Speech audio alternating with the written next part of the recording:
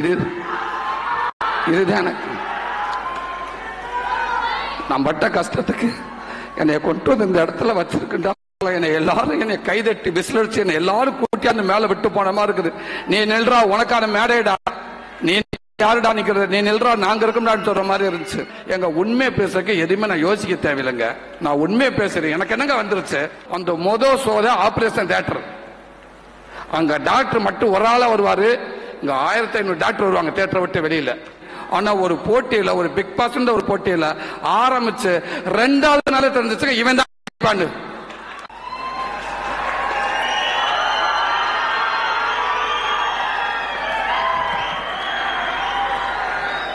என்ன பெத்தார்களா,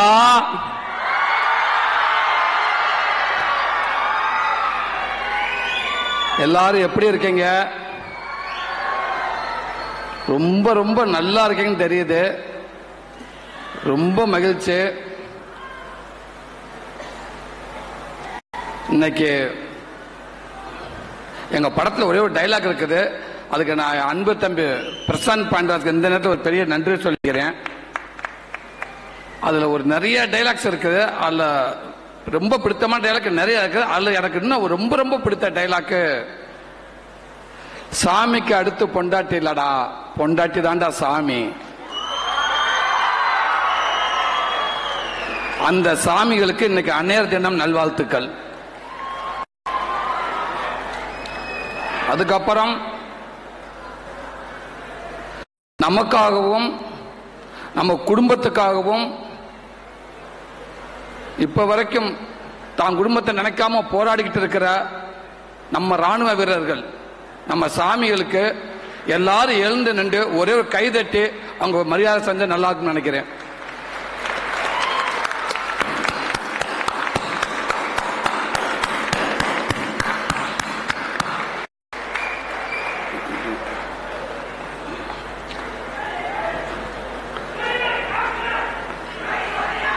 love you தம்பி, love you தம்பி.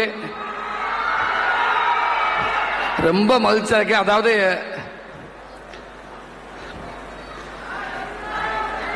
எனக்கு மாதிரி எமோஷன் ஆகுது. நான் அழுதும் இருக்க கடவுளே தாயே. ஏன்னா 93 நினைக்கிறேன், 93 நாங்கள் திருப்பூருக்கு நான் வேலைக்கு வந்து 8வது படிச்சுட்டு, அதுக்கப்புறம் அந்த ஸ்கூல் நல்லா இருக்கணும், அந்த மக்கள் நல்லா இருக்கணும்னு நினைச்சுக்கிட்டு அவங்களுக்குலாம் ஒரு நல்ல விஷயம் பண்ணணும் அப்படின்றக்காக அப்படியே எல்லாத்தையும் அப்படியே விட்டுட்டு சொல்லாம கொள்ளாம நேராக திருப்பூருக்கு வந்துட்டேன். நானும் என் ஃப்ரெண்டு 2-3 சந்தமிழு, முத்தையா, திவாகர், ஒரு 4-5 பேர் வந்தோம். தமிழ்நாடு ஏற்ற மாதிரி அந்த பல்லட ரோடுன்னு நினைக்கிறேன், பல்லட ரோட்டில் தமிழ்நாட்டுக்கு ஏற்ற மாதிரி சிறிவோம் கியூரிங்னு ஒன்று இருக்குது. அங்கதான் நான் வேலை செஞ்சேன். அப்போ ஒரு நாளைக்கு 20 ரூபா சம்பளம் எங்களுக்கு. 20 ரூபா 7 நாளுக்கு 140 ரூபா வரும். அதில் ஒரு 70 ரூபாய் செலவு பண்ணிட்டு ஒரு 7 ரூபா ஊருக்கு அனுப்புவேன். சில நேரங்களில் கொஞ்சம் கையை ஃப்ரீயா விட்டுருவேன், நல்லா சாப்பிட்டு போடுவேன். அந்த பக்கத்தில் ஒரு பேக்கரி ஒன்று இருக்குது, அது சத்யா பேக்கரின்னு நினைக்கிறேன், ஒன்று இருக்குல்ல, ஆமா சத்யா பேக்கரி. வேலை செய்கிற காசை பூரா பிடிங்கி போடுவாங்க. அங்கே ஒரு தேங்காய் பண்ணு கொடுப்பாங்க, பிச்சிருவாங்க, பிச்சுட்டாங்க. அந்த தேங்காய் பண்ணு முக்கோண சைஸ்ல இருக்கும், 1.25 ரூபா. அப்படியே காசை உள்ள அப்படியே உள்ள அப்படியே உள்ளேயே எண்ணிக்கிட்டே வருவேன். ஒரு தேங்காய் பண்ணு சாப்பிட்டோம்னா ஓகே, ஒரு டீ 1.25 இது சிக்கிட்ட வருவேன். வந்தோன்னே சரி வேண்டாம் எதுக்கு அப்படின்னு ஒரு டீயை மட்டும் குடிச்சிட்டு போயிடும், டீயை குடிச்சிருவேன். குடிச்சிட்டு அந்த படியில் இறங்க முடியாது. கூட வந்த முத்தியை எடுத்து அமைக்கிட்டு இருப்பேன் வாயில. அவன் திண்டுக்கிட்டு இருப்பான், டே நீ சாப்பிட்டாடா? இல்லடா, எப்படி இப்ப சாப்பிடுவான், அப்புறம் 3 மணிக்கு சாப்பிடுவான், அப்புறம் நைட்டு வருவான், ஒரு 3-4 ரூபா போயிரும்டா, வேணாம்டா, அப்புறம் வீட்டுக்கு அனுப்ப இடிக்கும், வேணாம்டுவேன். சரி வாடான்னு போயிருவேன். போக போக போக அந்த ஸ்மெல்லு விடாதுங்க. இவன் என்ன பண்ணுவேன், இவன் அங்கேயே திண்டு தொலைச்சிட்டா பரவாயில்ல, அதை திண்டுக்கிட்டே என் கூட வருவாங்க அப்படியே வரைக்கும். இப்ப எனக்கு நான் வேகமா நடக்க ஆரம்பிச்சிருவேன். எனக்கு அந்த ஸ்மெல் இழுக்கு, நீ வாங்கடாட்டு பிறப்புன்னு பின்னாடி போவேன். கம்பெனி கிட்ட கால் வைக்கிற போறப்ப கடைசியா குடிச்சிட்டு ஏப்ப விடுவேன். அப்படியே திரும்புவேன். நீ இரா அந்த வந்துடுறா, திடுன்னு ஓடியாந்து அந்த டேபிள்ல உட்காந்து 2 தேங்காய் பண்ணை வாங்கி விடுறா பாத்துக்கலாம்டா. 2 தேங்காய் பண்ணை வாங்கி ஒரு ஃபுல் கட்டிட்டு தான் திருப்பி நான் உள்ள போவேன். அந்த தேங்காய் பண்ணை வந்து அவ்வளவு டேஸ்டா இருக்கும், அவ்வளவு டேஸ்டா இருக்கும். அவ்வளவு கஷ்டப்பட்டு வேலைகள் இருந்தால் இன்னைக்கு நல்லா இருக்காங்க. எல்லாருமே கஷ்டப்படாமல் யாரும் வந்ததே இல்லை. அந்த சிறுவம்கிங்கள அவ்வளோ வேலை பார்த்துருக்கோம். அந்த முதலாளிகள் பேர் வந்து கோவிந்த் அண்ணன் ஒருத்தர் இருந்தாங்க, செல்வண்ண, பாலு அண்ணன், மொத்தம் 3 பேர் தான் அந்த முதலாளி. நல்ல மனிதர்கள், நல்லா பார்த்துக்கிடுவாங்க, எனக்கு எந்த குறையும் வைக்க மாட்டாங்க. அப்படி பார்த்துக்கிட்டாங்க. அப்ப ஒரு கஷ்டப்படுற காலகட்டத்தில் என் லைஃப் ஃபர்ஸ்ட் நான் வேலை ஆரம்பிச்சது திருப்பூர் தான். இன்னைக்கு என் வாழ்க்கை நான் ஆரம்பிச்சது படிக்காட்டாலும் பரவாயில்ல அப்படின்னு ஃபர்ஸ்ட் எனக்கு ஒரு வாழ்க்கையை கற்றுக் கொடுத்தது, இப்படி தாண்ட வாழ்க்கை இருக்கும் அப்படின்னு கற்றுக் கொடுத்தது திருப்பூர். இந்த மண்ணு தான் எனக்கு ஒரு போதிய மரமா நான் நினைக்கிறேன். திருப்பூர்ல வந்தா ஒரு ஊர்ல அப்படிதான். பாம்பே போனா ஹிந்தி கத்துக்கலாம்னு சொல்லுவாங்க, பெங்காலி போனா அது ஒண்ணு கத்துக்கலாம்னு சொல்லுவாங்க, கர்நாடகா போனா அது கத்துக்கலாம்னு சொல்லுவாங்க, கன்னட பாஷை, கேரளா போனா ஒரு பாஷை கத்துக்கலாம்னு சொல்லுவாங்க. எல்லா ஸ்டேட்டுக்கும் போனா கத்துக்கலாம். ஆனா ஒரே ஸ்டேட்ல எல்லா பாஷையும் கத்துக்கிறதுன்னு திருப்பூர் மட்டும்தான். 10 நாள் இருந்தாங்கன்னா போதும், கொத்தனார்ல இருந்து கோடிசு வரைக்கும் எல்லா லாங்குவேஜ் பேசுவான். நான் எவ்வளவு பெரிய ஆளு கோடிசு வரை நீ கொத்தனார் இருந்துட்டு போ எல்லா லாங்குவேஜ் தான் பேசுவேன். எல்லா லாங்குவேஜ் பேசுவாங்க. சொல்லுவாங்க, திருப்பூர்ல ஒருத்தன் போய் வாழ முடியாதவன் இந்த உலகத்தில் எங்கேயும் வாழ முடியாது.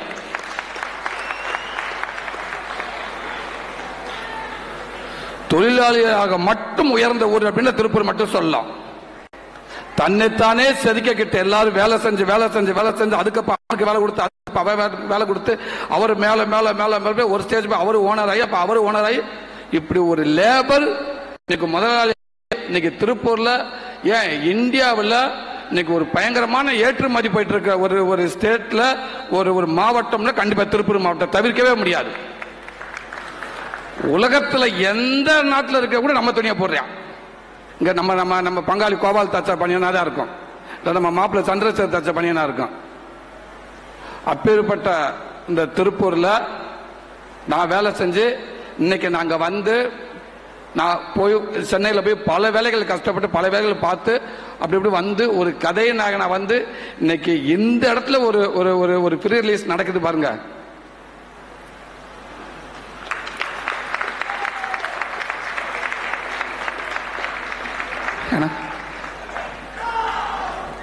எனக்கு இதை விட வேற எதுவுமே இருக்காது நினைக்கிறேன்.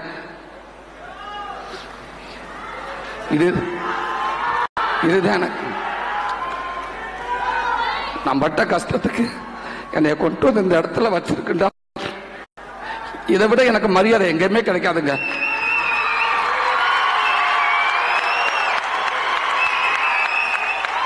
அந்த ஊருக்குள்ள ஃபர்ஸ்ட் திருப்பூர் சுப்பிரமணியன் அந்த தியேட்டருக்குள்ள நுழைஞ்சதுல எனக்கு அப்படியே பாக்குறேன், இந்த இடம் தானே நடந்திருக்கும், நடக்காத இடம் இல்லை. இன்னைக்கு வந்து அங்க இருந்து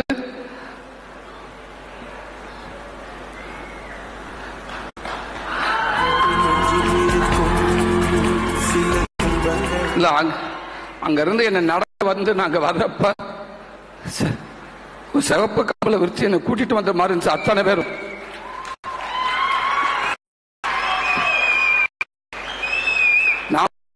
எல்லாரும் என்னை கைதட்டி விசிலடிச்சு என்ன எல்லாரும் கூட்டியாந்து மேல விட்டு போன மாதிரி இருக்குது. நீ நில்றா, உனக்கான மேடைடா, நீ யாருடா நிக்கிறது, நீ நில்றா, நாங்க இருக்கோம்டான்னு சொல்ற மாதிரி இருந்துச்சு.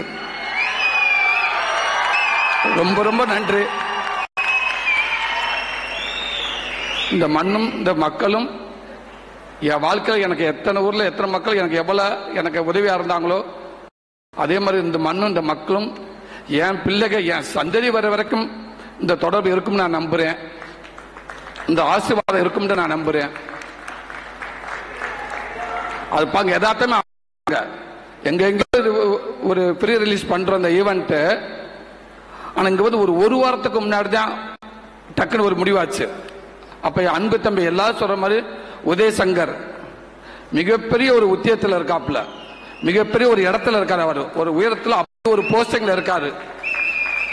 எனக்கு அதை சொல்லாம வேணான்னு கூட தெரியல. அப்படி ஒரு போஸ்டிங்ல இருந்துகிட்டு நாட்டில் எல்லாத்துக்கும் தெரியும், நம்ம தமிழ்நாடு மட்டும் இல்ல எல்லாத்துக்கும் தெரிஞ்ச ஒரு போஸ்டிங்ல இருக்காரு.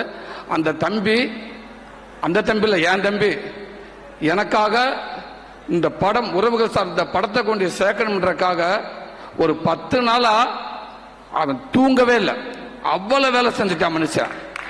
அவ்வளவு என்னது எல்லா காலேஜ் ஓனரும் அவ்வளவு க்ளோஸ் ஃப்ரெண்டா இருக்காங்க, அவ்வளவு க்ளோஸ் ஃப்ரெண்டாங்க. அத்தனை கால் எப்படி தம்பி இவ்வளவு பேர்த்த சம்பாரிச்சிங்க?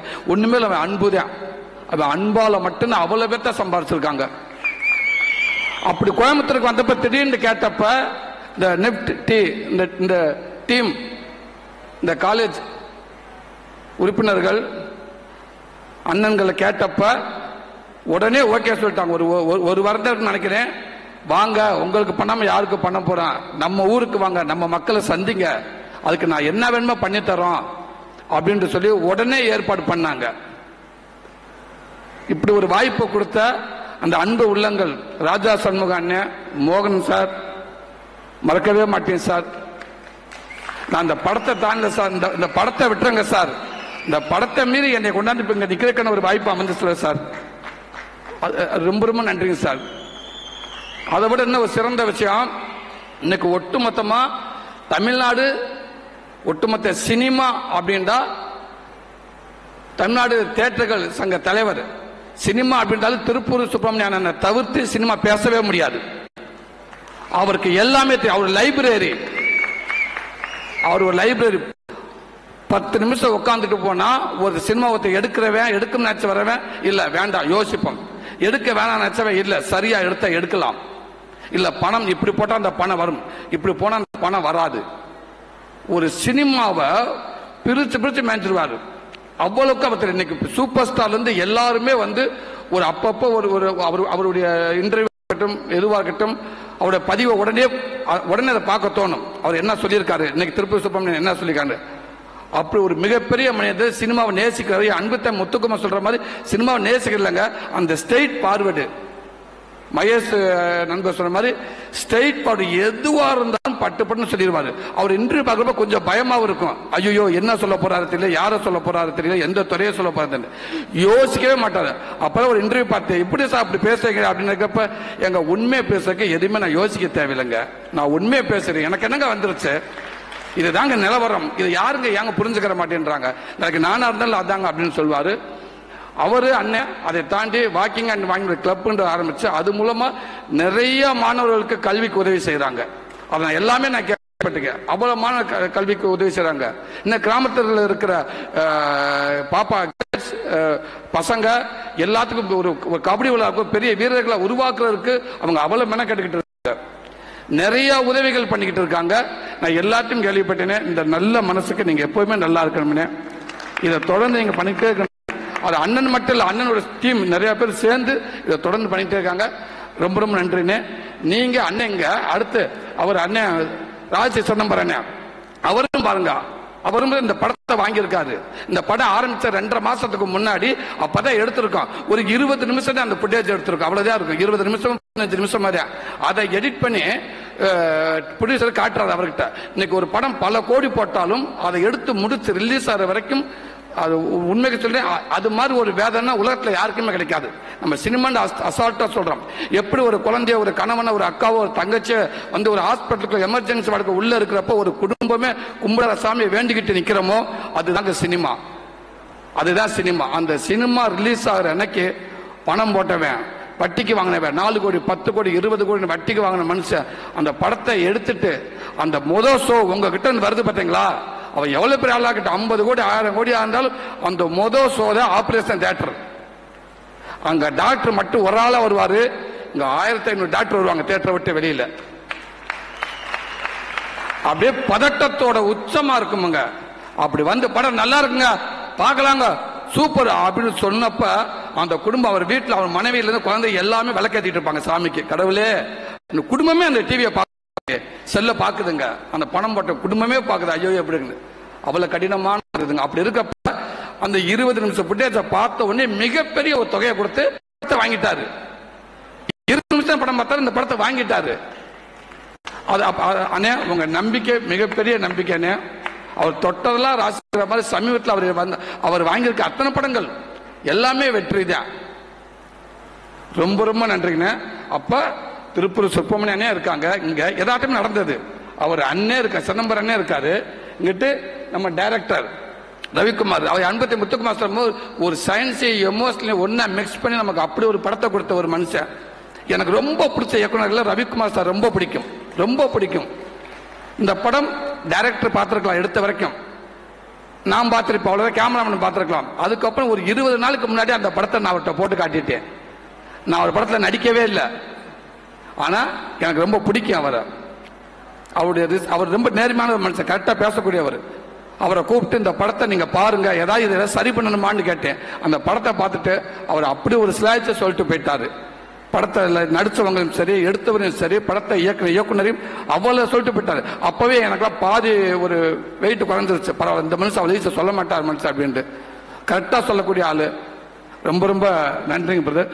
எதுக்கு சொல்ல வந்தீங்க, இவரும் திருப்பூர் அண்ணன் சினிமாவின் இன்னைக்கு மிகப்பெரிய ஒரு அவரும் திருப்பூர் அண்ணனும், சிதம்பரம் அண்ணனும் திருப்பூர், நானும் திருப்பூர்ல வேலை செஞ்சிருக்கேன்.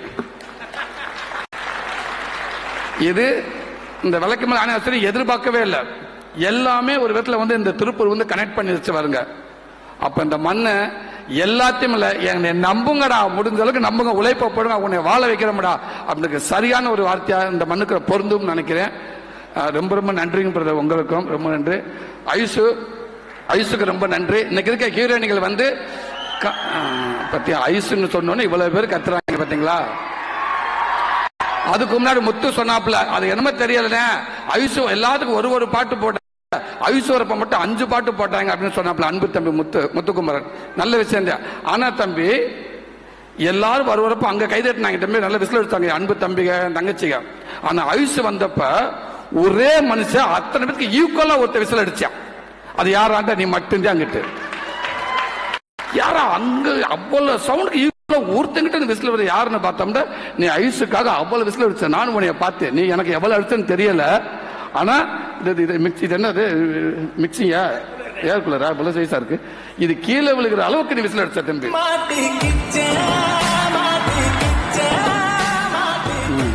அப்படி பரவாயில்ல, நல்ல விஷயம் தான் தம்பி. சோ அப்படி ஒரு ஹீரோயினி இந்த கதையை சொன்னவன்னு நான் டேரக்டா கேட்டு, ஹீரோயினி கதை சொல்லியாச்சு என்ன சொன்னாங்க, அண்ணா கதை கேட்ட இந்த கதையை நான் பண்றேன்னு சொல்லிட்டாங்க அப்படின்ட்டு. உண்மைக்கு இன்னைக்குலாம் ஒரு ஹீரோயினி கிட்ட கதை சொல்லி ஓகே பண்ணல சாதாரண விஷயம் இல்லையா. ஏன்னா பாதி பேர் இந்தியில இருக்காங்க, நம்மளால போய் உட்காந்து கதை சொல்றப்போ அவ்வளவுதான். அது ஒரு 10 நிமிஷத்துக்கு மேலேயே பேசாம யாராவது வர வச்சிருவோமா, இந்தி தெரிஞ்சவங்கள. ஒவ்வொரு லாங்குவேஜ் ஒவ்வொரு ஹீரோயினும் இருக்காங்க. சில பேர் தமிழ் தெரியாது, அப்ப அவங்க கதை சொல்ல புரியுற கஷ்டம். சில பேருக்கு இங்கிலீஷ் தெரியும். ஆனா ஐசு கதை கேட்டோன்னு ஓகே பண்ணிட்டான். காரணம் இந்த உறவு சார்ந்து அந்த ரோல் தாங்க. இப்படி ஒரு கேரக்டர், இப்ப நம்ம மண் சார்ந்த கேரக்டர் நம்ம போய் பண்ணணும் அப்படி முடிவெடுத்துறாங்க. இவ்வளவு சின்ன வயசுல இவ்வளவு அழகா இருக்காங்க. அப்படி இருக்கிறப்ப இவங்க நீங்க படம் பார்த்தே அவங்க தெரியும் இந்த ரோல் எப்படி அவங்க ஒத்துக்கிட்டு. உண்மைக்கு உங்களை தவிர இது யாராலும் இந்த இடத்துல இருந்ததுன்னா இவ சரியா பண்ணிருக்க முடியுமான்னு தெரியாது.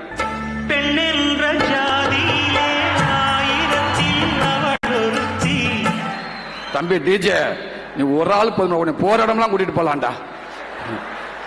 அவ்வளவு சூப்பரா நடிச்சிருக்காங்க. அந்த கதை கேட்டதா. அதே மாதிரி ஒருவன் அண்ணே பொதுவாக நம்ம நடிச்சு முடிச்சுட்டு நான் நடிச்ச சீனை தான் போய் நான் ரூமுக்கு போனதுக்கப்புறம் வீட்டுக்கு போனதுக்கப்புறம் ஃபோன் பண்ணி டேரக்டர்கிட்ட கேட்பான், எப்படி வந்திருக்கு, நல்லா வந்திருக்கா அப்படின்னு எல்லாரும் கேட்பாங்க. ஏன்னா தான் நடிச்ச சீன் நல்லா வரணும்னு. ஆனால் ஐஸ் என்ன பண்ணுவாங்கன்னா அவங்க நடிச்ச சீன் மற்ற சீன் அந்த படத்தில் முக்கியமான சீன்லாம் இருக்குங்களா, அதை இன்னைக்கு எடுக்கிறீங்களா, ஆமா எடுத்தாச்சு, அப்படியே டேரக்டர் சார் என்ன பண்றப்ப ஃப்ரீயா இருக்காது, ஓகே நான் அவருக்கு ஃபோன் பண்றேன் அப்படின்னு டேரக்டர் பண்ணு, சார் இந்த சீன் நல்லா வந்துருச்சா, நல்லா எடுத்தாச்சா, பாட்டி நல்லா நடிச்சிட்டாங்களா, எல்லாமே நல்லா நடிச்சாங்களா, ஓகே சார். என்னடா இந்த பொண்ணு நடிக்கல, அந்த சீன் அவ்வளவு விசாரிக்குது. என்னன்னா எல்லாரும் நடிச்ச அந்த படம் நல்லா இருந்தா மட்டும்தான் தான் நடிச்சது நல்லா வரும். நம்ம மட்டும் நல்லா நடிச்சா பத்தாது. இப்படி ஒரு அளவு கடந்த ஒரு சினிமாவை நேசிக்கிற ஒரு ஹீரோயினியை நான் மாமல்ல பார்த்தேன். நன்றி ஐசு. என் அன்பு நண்பர் மகேஷ், எல்லாத்துக்கும் தெரியும், உலக அறிஞ்ச மனுஷன் மகேஷ தெரியாதவங்க யாருமே இருக்க முடியாது. அப்படி ஒரு மனிதர், வேல்யூ என்னன்னு எல்லாத்துக்கும் தெரியும். ஒரு காலேஜ்லயோ இல்ல முக்கியமான இடத்துக்கோ அவர் ஒரு 10 நிமிஷம் அவர் ஸ்பீச்சுக்கு அவருடைய சேலரி என்னன்னு எனக்கு தெரியும். நம்ம சொன்னோம்னா அவர் வீட்டுக்கு ரைடு போயிடும். உடனே அவர் வீட்டுக்கு போறப்ப அங்க இருப்பாங்க ஆபீசர்ஸ் எல்லாரும். நான் உங்க நம்பரை சொல்லல பிரதர், இந்த முந்தா நாள் வாங்கினீங்க நம்பர், அதை நான் சொல்லவே மாட்டேன். அப்படி ஒரு வேல்யூவான ஒரு மனிதர் என் நண்பன் நான் மாறுதட்டி சொல்லுவேன். அப்படி நல்ல மனிதர் அவர். அண்ணன் எங்க போன வாங்க, காரணம், இந்த படத்துக்கு இயக்குனர் பர்மிஷனோட நான் அந்த கதையை அவர்கிட்ட கொடுத்தேன். அந்த கதையை வாங்கி அவர் முக்கியமான கூடுதல் வசனம் அவரும் எழுதியிருக்கார் இந்த படத்துல. எதுக்குமே இல்ல, எப்போ கூப்பிட்டாலும் ஷூட்டிங் ஸ்பாட்டுக்கு வந்துருவாரு, இருப்பாரு. அதுக்கப்புறம் டெய்லி அவர் வீட்டில் இருப்பாரு. அவர் டெய்லி ப்ரோக்ராம் போவாரு. அந்த சீனை வாட்ஸ்அப்ல அனுப்புவேன், பாப்பாரு. அண்ணே இந்த இடத்துல இது போலாமா, இந்த இடத்துல இது போலாமா சொல்லிட்டு கடைசி அவனு சொல்வாரு, இயக்குநர்களுக்கும் உங்களுக்கு விருப்பம் இருந்தால் பண்ணுங்கன்னே, லேட்டர் டிஸ்டர்ப் பண்ணாதீங்கன்னு சொல்லுவாரு. அப்படி இந்த படத்துக்கு அவரால் முடிஞ்ச அந்த நல்ல மாலையில அவரும் 4 பூ வச்சு கட்டியிருக்காரு. அப்படி ஒரு மனிதர், எனக்காக எப்ப வேணாலும் வர மனிதர். நான் வாக்கிங் வரப்ப நான் எங்க காலேஜ், நமக்கும் காலேஜுக்கு ரொம்ப தூரம், நமக்கும் ஸ்கூலுக்கு ரொம்ப தூரம் காலேஜ், எந்த ஃபங்க்ஷன் கூப்பிட்டாலும் தூக்கி விட்டு கிளம்புவேன். ஆனா இந்த காலேஜ் கூப்பிட்டாங்கன்னா அப்படியே டவுன் ஆயிருவேன். போச்சே, படிக்கிற இடத்துக்கு நமக்கு என்ன வேலை, மாணவர்கள் ஸ்டூடெண்ட் என்னத்தையாவது கேள்வி கேட்டாங்க, போச்சு என்ன பாடம் சொல்லுவேன். இப்ப எல்லாத்தையும் விட்டோம்னா படிச்சவங்க எல்லாரும் சொல்லுவாங்க காலேஜை பத்தி, நான் போய் என்னத்தை சொல்லுவேன், என்ன சயின்ஸ் சொல்லுவேன், எந்த படத்துக்கு என்ன நான் எடுக்க முடியும், ஒன்னும் தெரியாது. அதனால பதட்டமா இருக்கு எனக்கு. ஆனா அவருடைய ஸ்பீச்சை பாப்பியா ஒய்ஃப் சொல்லுவாங்க, மகேசன் பேசிக்க பார்த்துட்டு போகணும்னு சொல்லுவாங்க. இதான் உண்மை. அவரை பார்த்து என்ன எல்லா வீடியோ வந்துடும். அவர் வீடியோ அவரை பார்த்துட்டு என்ன பேச சில விஷயங்கள் எடுத்துட்டு போய் நான் பேசுவேன். அப்படி எல்லாத்துக்கும் ஒரு ஊண்டுகோலா இருக்காரு. ரொம்ப ரொம்ப நன்றி எனக்காக வந்ததுக்கு சார். ரொம்ப ரொம்ப நன்றிங்க சார். உங்களுக்கும் மோகன் சார் ரொம்ப நன்றி சார். என் கடைக்குட்டி சிங்க, என் அன்பு தம்பி, கட்டி பெத்தாரு முத்துக்குமரன். ஒரு போட்டியில் ஒருத்தர் கலந்துக்கிட்டாண்டா, ஒரு 10 பேர் கலந்துக்கிட்டாண்டா, இல்ல 10 கிரிக்கெட் டீம் நடக்கிறதா, இல்ல 10 ஃபுட்பால் டீம் இருக்குன்னா, இல்ல ஓட்ட பந்தயத்துக்கு ஒரு 10 பேர் கலந்துக்கிறான்னா யார் வெற்றின்னு எப்படின்னு சொல்ல முடியும்? சொல்லவே முடியாது. ஐபிஎல் எந்த டீம் ஜெயிக்குன்னு நம்மளால இப்போதைக்கு சொல்லவே முடியாது.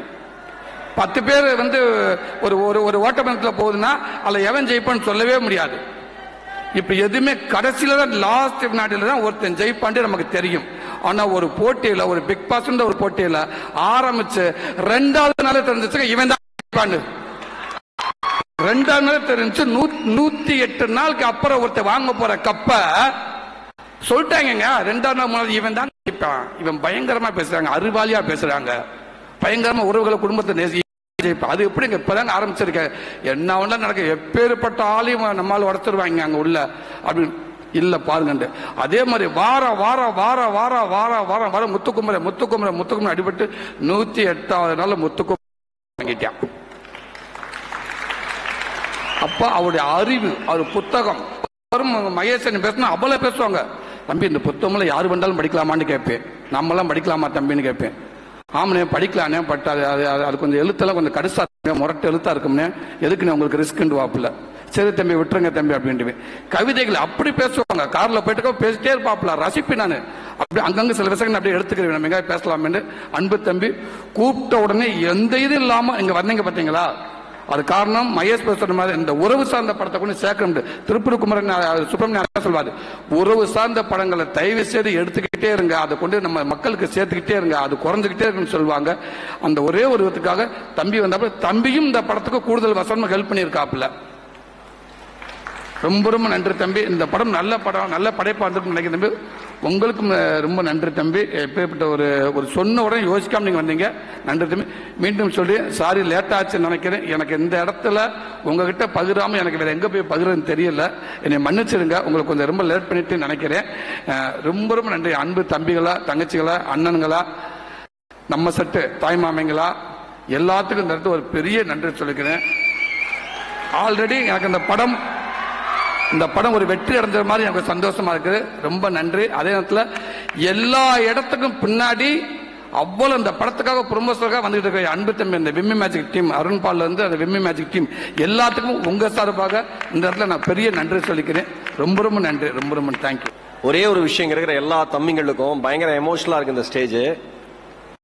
எந்த மனிதன் தான் வளர்ந்த மண்ணை, தன்னை வளர்த்த மண்ணினுடைய வேரை மறக்காமல் இருக்கிறானோ அந்த மனிதனுக்கு வாழ்க்கை மகுடத்தை சூட்டி அழகு பார்க்கும் என்பது இந்த இடத்துல இருக்கிற மிகப்பெரிய விஷயம்.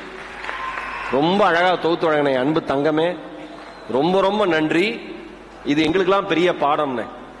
ஏன்னா எல்லாரும் வெளியில காமிச்சு அழுத நாட்கள் சொல்ல மாட்டான். அண்ணன் சொன்ன மாதிரி எந்த மனுஷன் தான் அழுத நாட்களை சொல்றானோ அந்த மனுஷன் தான் வாழ்க்கையில சிரிக்க தகுதியான மனிதன்னு சூரியனை நிரூபிச்சிருக்காரு.